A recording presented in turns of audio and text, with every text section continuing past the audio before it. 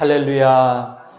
이 새벽에도 하나님이 만나를 내려주시고 일용할 양식을 주실 때 믿음으로 거둬들이는 우리 이와의 가정가정마다 하나님의 풍성함이 가득하시기를 축복합니다. 이 역대기 계보는 다윗을 중심으로 이야기하고 있습니다. 아담에서부터 시작해서 다윗을 향해서 막 달려가고요. 다윗을 자세하게 이야기해 주고요. 그러다가 다윗과 솔로몬 이후에는 자손을 이제 넓게 펼치고 있습니다. 스룹바벨부터는 그 자손들을 넓게 다 이야기하고 있습니다. 하나님께서 다윗을 왕으로 세우시고 기뻐하시죠.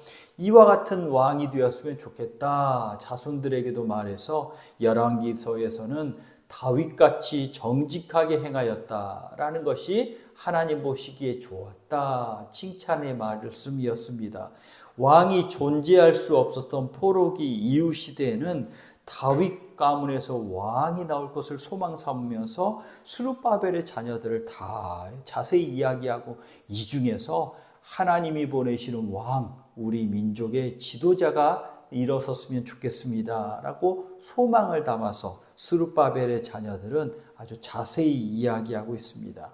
그래서 우리가 보고 있는 이 계보는요, 육적인 혈통이 아니라 그냥 몸에서 난 내 자식 뭐 이런 육적인 혈통이 아니라 믿음의 혈통이 지금 이야기하고 있는 거죠. 내가 믿음을 이렇게 너에게 전수하노라. 믿음의 유산을 잘 간직해서 하나님의 은혜를 더욱 크게 해라 라는 그러한 자녀들의 계보를 이야기하고 있습니다. 하나님이 일꾼들을 세워서 이 사람들을 세워서 구원의 일을 하셨습니다 라는 것도 보여주고 있는 거죠. 역대상 1장부터 3장을 요약해서 예수님까지 이제 연결한 계보가 마태복음 1장인 겁니다. 그래서 마태복음 1장에는 아브라함과 다윗의 자손 예수 그리스도의 계보라 하면서 이제 쭉 사람 이름이 나오잖아요. 마태복음 1장에는 이제 역대상 1장부터 3장까지를 딱 요약해서 이제 아담에서부터 이제 아브라함에서부터 예수님까지를 이야기해 준 게 마태복음 1장의 계보인 거죠. 오늘 말씀에서는요, 다윗의 아들이 19명인데 19명을 자세하게 이야기해 주고 있습니다. 다윗은 헤브론에서 7년 6개월 다스렸고 예루살렘에서 33년을 다스렸는데 이제 3장 1절부터 3절까지는 이제 헤브론에서 난 아들 6명을 이야기해 주고 있고요. 4절부터 8절까지는 이제 예루살렘에서 태어난 아들 13명의 이름이 나옵니다. 그런데 여기서 재밌는 사실을 하나 발견할 수 있는데요. 보통 이렇게 읽어보면 이제 다른 아들들은, 보통의 아들들은 예를 들어서 1절 중간에 보면 이스라엘 여인 암논이라, 이스라엘 여인 아히노암의 소생이다 누구에게서 태어났다라고 말하고, 또 이제 9절 보면은 앞에 여러 아들들을 두고 이 아들들은 9사람은 다 다윗의 아들이다 라고 말을 하는데, 2절을 한번 보시겠습니까? 2절, 셋째는 압살롬이라 그슬왕 달메의 딸 마아가의 아들이요, 넷째는 아도니아라 학깃의 아들이요. 다윗의 아들이 아니라 마아가의 아들이고 학깃의 아들, 어머니의 아들이다 라고 표현을 합니다. 이게 무슨 이야기일까요? 압살롬 하면, 아도니아 하면 아버지를 반역한, 아버지를 거스른 아들이잖아요. 압살롬은 누구보다도 뛰어난 외모를 가지고 있습니다. 외모가 출중했다라는 이야기는 구약에서요, 외모가 출중했다, 보기에 좋았다라는 건 능력이 출중했다라는 뜻입니다. 하지만 이 압살롬은 뛰어난 능력을 가지고 있음에도 불구하고 이복 누이 동생 다말을 추행한 첫째 암논을 죽이고 아버지를 대적하고 반역을 해가잖아요.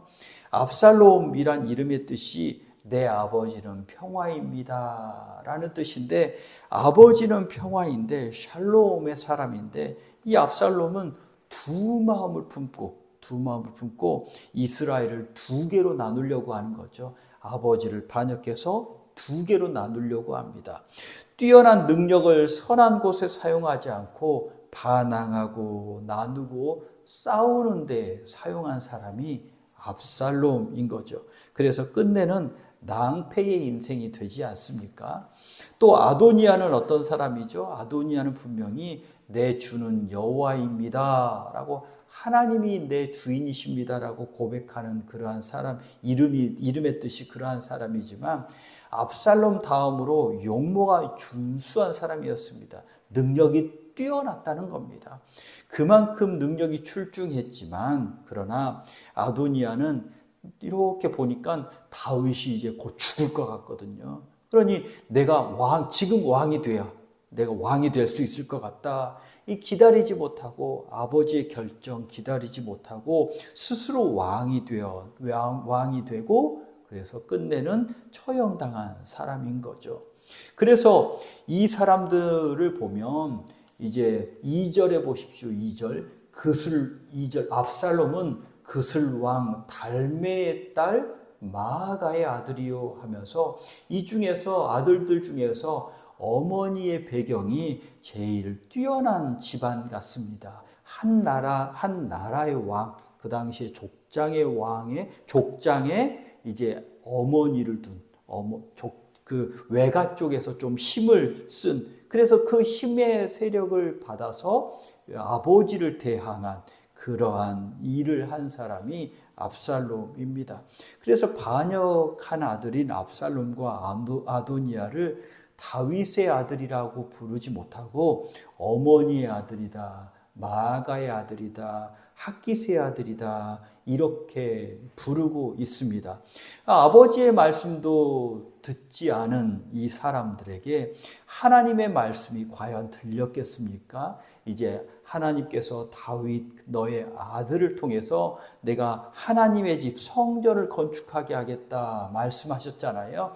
그러니까 하나님의 말씀을 듣는 사람에게 이제 하나님의 집을 맡길 수가 있겠지요. 그래서 솔로몬을 보십시오. 다음에 솔로몬은 평강의 사람이라는 뜻인데, 다윗이 범죄함으로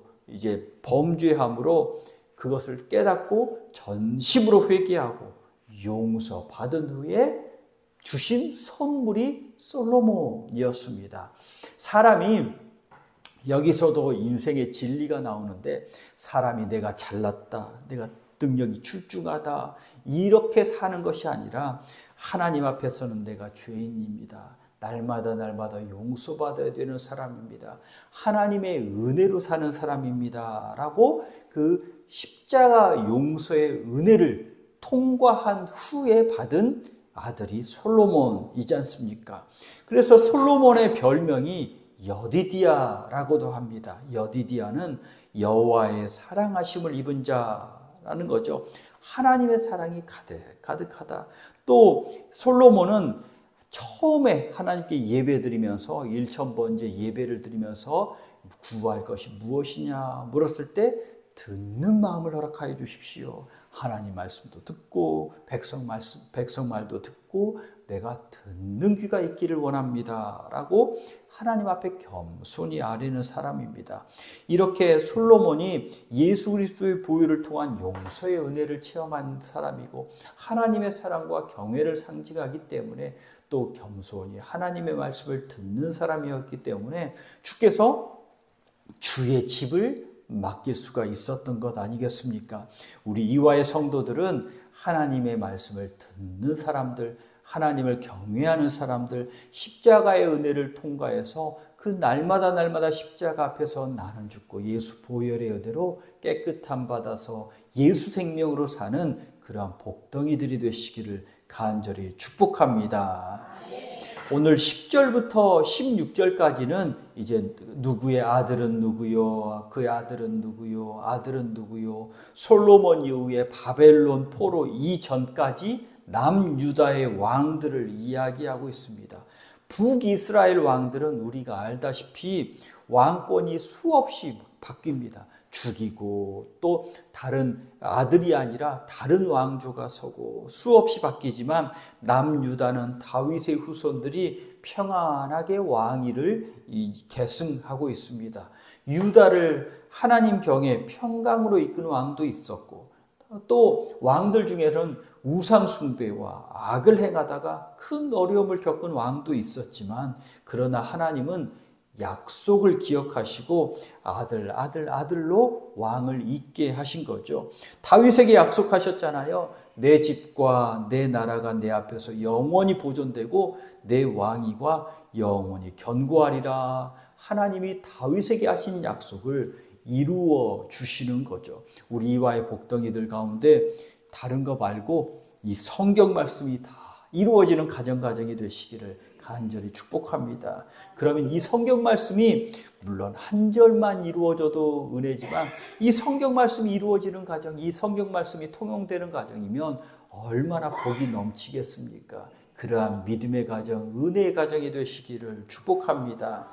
또 솔로몬부터 14절까지 요시야까지는 왕위를 계승한 아들 이름을 기록하지만 17절에는 여고냐가 나오고요. 19절에는 수룹바벨과 수룹바벨의 아들이 나오는데요. 수룹바벨이 누구냐면 이제 이스라엘 백성들이 바벨론 포로에서 돌아옵니다.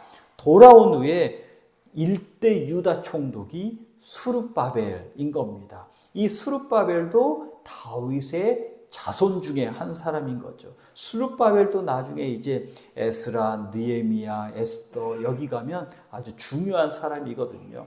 이 수룹바벨이 총독이 되어서 이제 유다를 다스리게 되는데 이 19절부터 24절까지는요. 수룹바벨의 자손들을 또 아들도 다 열거하고 자손들을 아주 자세히 이야기해 주고 있습니다.